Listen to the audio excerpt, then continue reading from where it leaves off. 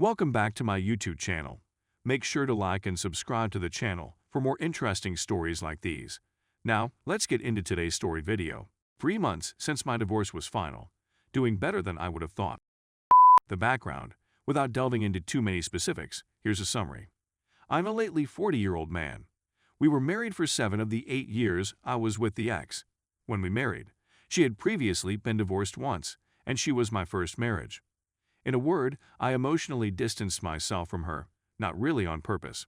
When we separated, she duped me into thinking I was a jerk and that something was seriously wrong with me, despite the fact that I have a good job, make more money than she does, and have been objectively proven to have a more balanced personality and emotions through testing we both did with a counselor a few years ago. So, in recent therapy, I discovered that this isn't the case.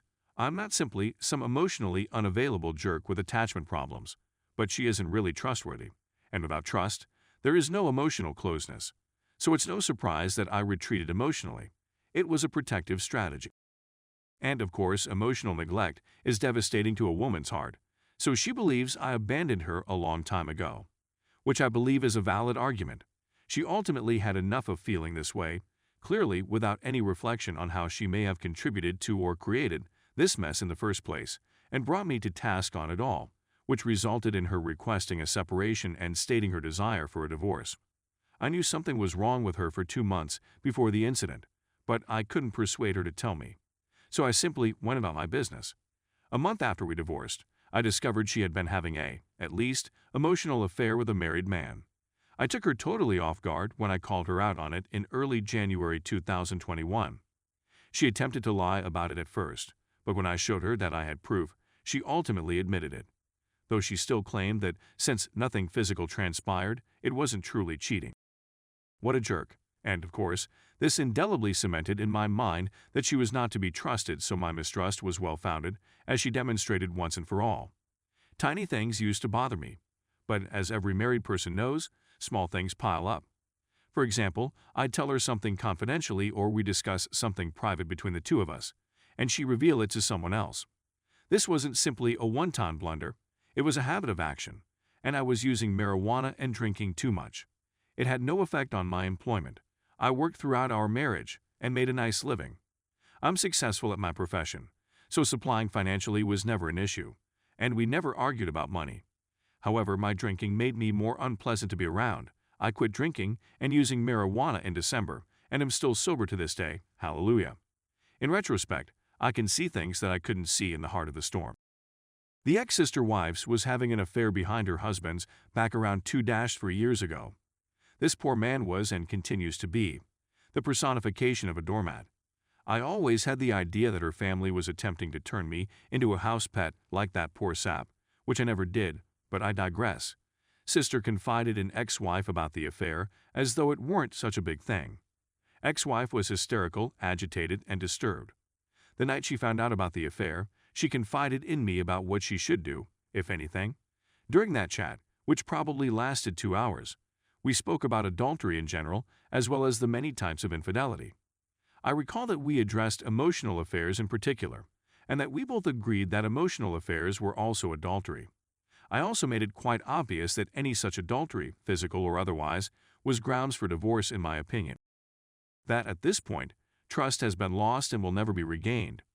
I recall telling myself that I would never be able to trust a lady who had done such a thing again. And when I said it, I meant it. So, if she didn't know my stance before, she certainly did after that talk. Let's fast forward to the autumn of 2020. She is feeling emotionally abandoned. You know what happened next? This with a wife is providing her with the affirmation she seeks/requires. But in retrospect, here's what I learned. Ex-wife has never been good at keeping secrets and much worse at lying. She would constantly declare that lying was bad, even minor white falsehoods, and she wasn't incorrect. But now I wonder whether her resistance to lying was more owing to her inability to do it well than a genuine moral conviction. In any event, throughout our marriage, if she was upset about anything, I could always tell. Always. I can't tell you how many times I've asked her, "What's wrong, honey?" "Nothing. I can tell you." Is this going to be like pulling teeth, or are you simply going to tell me now? You know I'll get to the bottom of it eventually, so let's avoid the BS and get to the meat of the issue. I was never incorrect when I sensed anything was awry. Never. So at some time she crosses the line into emotional, or perhaps physical, affair zone. She knows she can't keep it a secret from me forever. I will ultimately sniff it out because, once again, I always do. Always. Even if she wanted to repent and acknowledge it, even if she wanted to heal the marriage, she remembers the talk we had a few years ago. Without a doubt, she understands my stance on this garbage. So she only has a few options at that point. Come clean with me before I find out on my own, and hope that I have it in my heart to absorb her grief and work through it with her rather than me divorcing her. She's thinking fake opportunity since, once again, my stance has been made plain. Her phony reputation will be tarnished for the rest of her life. Come honest before I figure it out on my own and divorce you. But suddenly her pristine reputation is sullied. Hide it and either remain married while maintaining the affair or remain married while ending the affair. This is troublesome since she can't keep secrets, is a liar, and I will finally sniff out anything off. So in this case, she will ultimately wind herself in either scenario #1 or #2 above. Knowing I'll ultimately figure it out and thinking I'll divorce her when I do, her only other option is to beat me to it. She was not going to be the one charged, certainly not for mental or physical infidelity. Remember, she has a reputation to maintain as a pure, moral, honest Christian lady. So, toss some stuff against the wall, gaslight the living out of me, and pray that some of it sticks.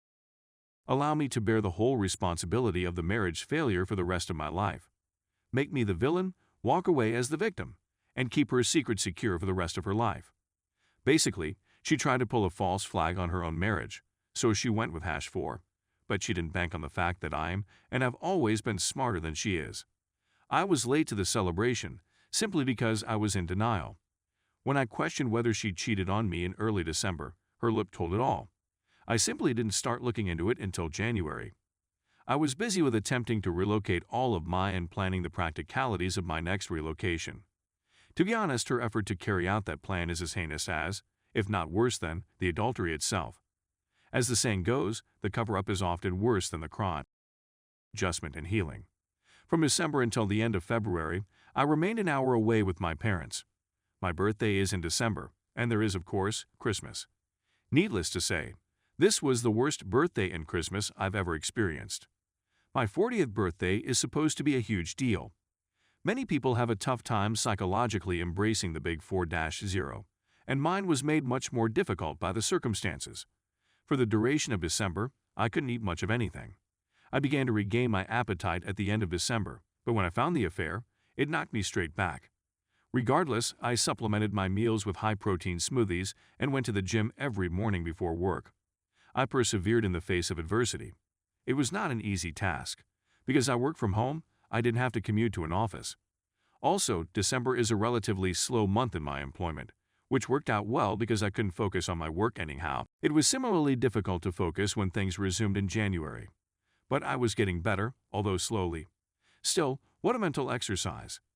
Easily the worst thing that has ever occurred to me, as well as the worst thing that anybody has ever done to me. Keep in mind that I had been coming to therapy since early December and would continue to do so. By the end of May, I'd seen 3 counselors. I can't emphasize this enough, people. Visit a counselor. Seriously. IT will assist you. If you go to someone and don't feel like it's helping, try someone else. But whatever you do, make an effort to speak with someone. You must do so in order to preserve even the most basic level of mental wellness. The first counselor in my instance was helpful until he wasn't. I moved on after I realized there was nothing more I could receive from him. Each of them had something to give that was unique to them. They all, however, contributed to my processing and healing. Despite the affair, I had resolved to do all in my power to rescue the marriage. I suppose I'm simply a devoted person who values commitment. It didn't work out in the end, but at least I can claim I tried everything.